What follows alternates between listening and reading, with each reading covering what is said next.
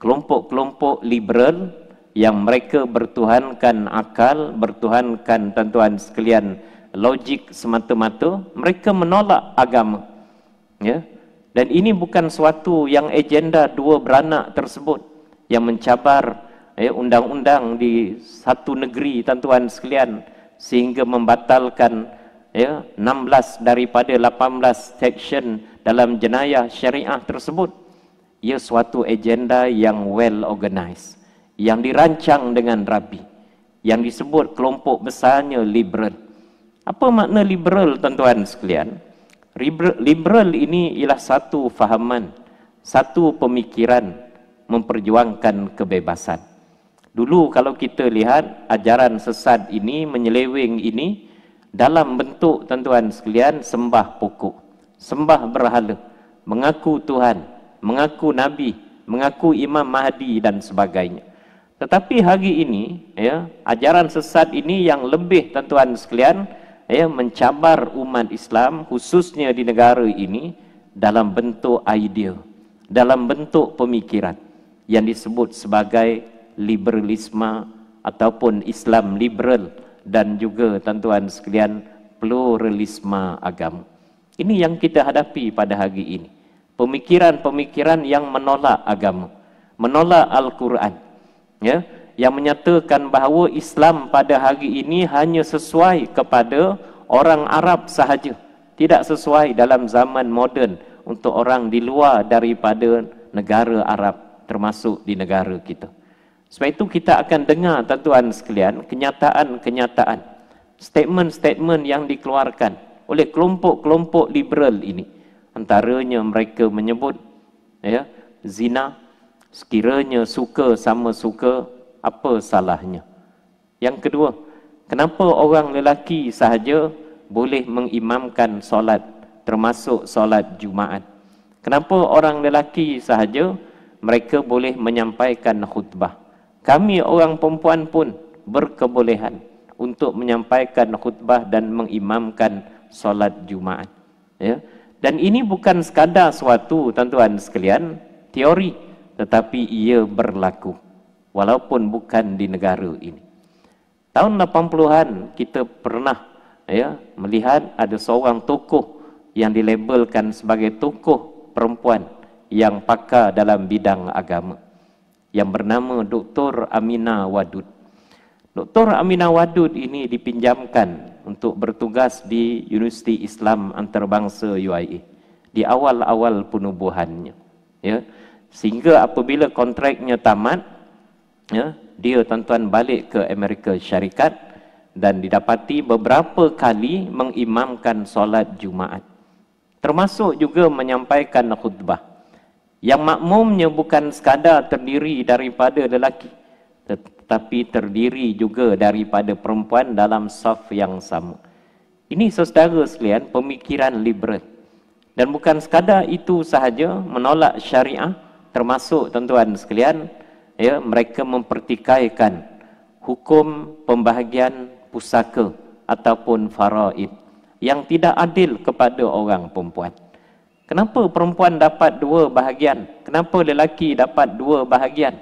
Kenapa perempuan hanya dapat 1 bahagian? Ini tidak adil. Keadilan pada mereka adalah sama rata. Maka lelaki 2, perempuan pun kena dapat 2 bahagian. Dan bukan sekadar itu sahaja tuan-tuan sekalian, mereka inilah yang menolak pihak berkuasa agama dalam perkara berkaitan pelaksanaan dan enforcement, penguasaan berkaitan undang-undang. Jawi ataupun jais, bahagian penguasaan, tidak ada hak untuk tuan-tuan sekalian menyerbu, menangkap mereka yang berhalwat, kerana ini adalah dosa peribadi. Jakim ataupun jabatan-jabatan agama, jabatan mufti dan sebagainya, mereka tidak ada kuasa. Malah lebih jauh daripada itu, mereka menyatakan mana ada ayat dalam Al-Quran yang tak sembahyang Jumaat boleh ditangkap, diambil tindakan. Kenapa kena pakai tudung? Tudung ini hanya sesuai bagi suasana di padang pasir yang berlakunya ribut pasir, debu dan sebagainya. Kita di Malaysia tidak ada pun debu, pasir dan sebagainya. Maka perkara ini tuan-tuan sekalian, ya, dimainkan, ya, bukan sekadar oleh mereka tetapi oleh kelompok-kelompok, termasuklah NGO yang simpati ataupun yang memperjuangkan pemikiran ini. Antaranya Sisters in Islam, antaranya Kumpulan Bersih, antaranya tuan-tuan G25, ya, persatuan ataupun pertubuhan NGO bekas-bekas pegawai tinggi kerajaan, ya, mereka yang pernah menjadi duta, pernah menjadi ketua seusaha kementerian. Kita harap lepas pencen datanglah ke masjid, ya, jadi kenal dengan agama, kenal dengan Al-Quran. Tetapi sebaliknya mereka menentang tuan-tuan sekalian pelaksanaan syariah di negara ini. Dan akhirnya tuan-tuan sekalian, ini yang berlaku yang kita lihat, ya, mencabar undang-undang. Dan sekiranya ini berlaku tuan-tuan sekalian, maka ia suatu yang merupakan ancaman yang cukup besar kepada umat Islam di negara ini.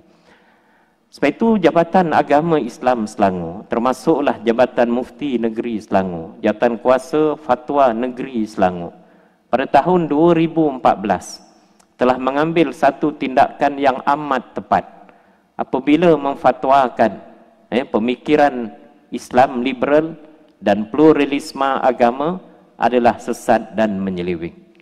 Pertubuhan NGO Sisters in Islam adalah pertubuhan yang sesat dan menyeleweng. Sebab itu tuan-tuan sekalian, bukan sekadar itu sahaja, ya, mereka bawa dan mereka sebarkan melalui pelbagai platform, antaranya melalui drama, antaranya melalui kenyataan-kenyataan. Ada seorang pengarah filem tuan-tuan, ya, dia menyatakan oleh kerana ramai warga asing lelaki di negara ini, maka kena buat rumah pelacuran khusus untuk mereka. Dalam satu tuan-tuan sekalian drama yang bernama Mentega Terbang, ada adegan tuan-tuan sekalian makan pau babi, orang Islam. Ada adegan tuan-tuan memegang anjing. Ada adegan tuan-tuan sekalian seorang anak berumur 17 tahun mohon untuk keluar daripada Islam dengan bapanya, dan bapanya tidak ada halangan, itu terpulang, kamu dah besar dah. Dan inilah tuan-tuan sekalian antara perjuangan utama mereka untuk umat Islam bebas dan juga murtad setelah umurnya 18 tahun. Saudara yang dirahmati Allah,